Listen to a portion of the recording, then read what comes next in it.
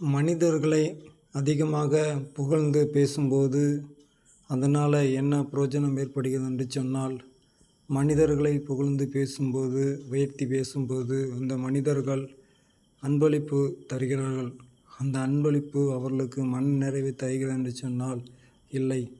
அருமையான சகோதர சகோதரிகளே, நம் ஆண்டவராகிய இயேசு கிறிஸ்துவை உயர்த்தி பேசும்போது அந்த உயர்வு அவர்களை உன்னதத்திற்கு கொண்டு செல்ல உதவி செய்கிறது. ஆமென்.